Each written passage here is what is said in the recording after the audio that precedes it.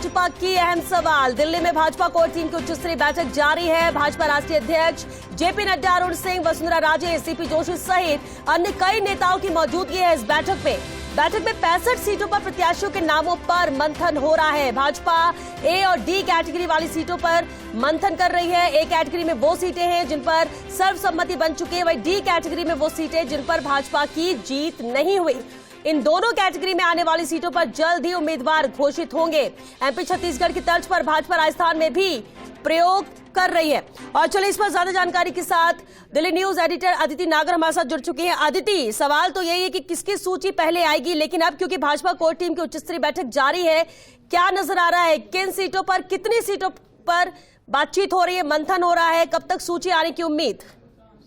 देखिए, मध्य प्रदेश, छत्तीसगढ़ की भाजपा के कुछ सीटों पर सूची आ चुकी है, जो कि एक सरप्राइज एलिमेंट था। इतिहास में कभी भी भारतीय जनता पार्टी ने इतनी पहले चुनाव के सूची जारी नहीं की।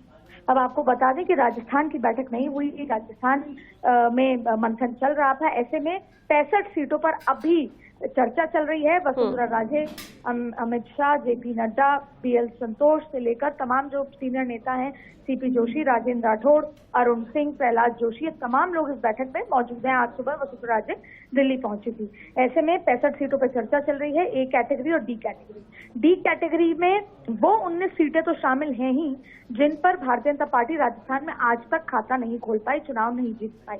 तो उन पर पहले ही तो 2 महीने 3 महीने पहले उम्मीदवारी देने का प्लान किया गया था। अब ऐसे में वहां पर उम्मीदवारी उतारी जा रही है। इसके अलावा ए कैटेगरी में से उन सीटों पर जहां पर सर्वसहमति है, यानी कि कंसेंसस बना हुआ है, उन सीटों का भी नाम अनाउंस कर दिया जाएगा। ऐसे में ये बैठक, महत्वपूर्ण बैठक चल रही है। भारतीय जनता पार्टी कार्यालय में नहीं है बैठक, क्योंकि वहां पर G20 के चलते वो कार्यालय अभी और वो इलाका बंद किया गया है। सबसे महत्वपूर्ण बात यह है कि हमेशा जो एक पैटर्न होता था वो पूरे कोर ग्रुप में ये चर्चा होती थी, लेकिन ये कोर ग्रुप को कट शॉर्ट कर दिया गया है।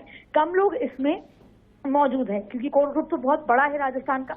गजेंद्र सिंह शेखावत भी नहीं है, अर्जुन राम मेघवाल भी नहीं है, ओम माथुर भी नहीं है, तमाम लोग इस बैठक में मौजूद नहीं है। लेकिन समझना होगा कि ये स्ट्रेटेजी क्यों, ये स्ट्रेटेजी इसलिए क्योंकि इस बार कांग्रेस ने कहा था कि वो ए कैटेगरी और डी कैटेगरी की सीटों को 15 सितंबर से लेकर 25 सितंबर के बीच में घोषित कर देगी, जिसको लेकर स्क्रीनिंग कमेटी के जो हेड हैं, तमाम लोग जो हैं काफी फुर्ती में थे और टिकट वितरण करना चाहते थे। तो भारतीय जनता पार्टी ने स्ट्रैटेजी को समझा और स्ट्रैटेजी में वो पहल ले रहे हैं, पहले टिकट का अनाउंस करना चाहते हैं, जिससे कि माहौल बन जाए।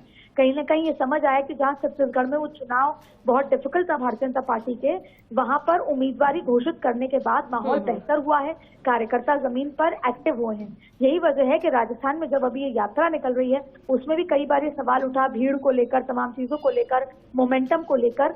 तब यही तय किया गया कि राजस्थान में भी सीटों के अनाउंसमेंट से कार्यकर्ता को और जनता को ये मैसेज जाएगा कि भारतीय जनता पार्टी पूरी तरीके से तैयार है। यही वजह है कि राजस्थान परसेप्शन सेट करे, अपना टिकट अनाउंस करे, उससे पहले भारतीय जनता पार्टी उसमें लीड लेकर 65 नामों को, 135 नाम के अलावा 65 नाम, 200 में से 65 नामों का अनाउंस करना चाहती है। और अगले 5 दिन, मैक्सिमम अगले 5 दिन में ये अनाउंसमेंट हो जाएगा, क्योंकि वो सूची पर सहमति लगभग बन चुकी है। जी चलिए, क्योंकि बैठक जारी है अदिति, आगे भी आपसे अपडेट लेंगे, लेकिन फिलहाल के लिए बहुत शुक्रिया आपका इस पूरी जानकारी के लिए।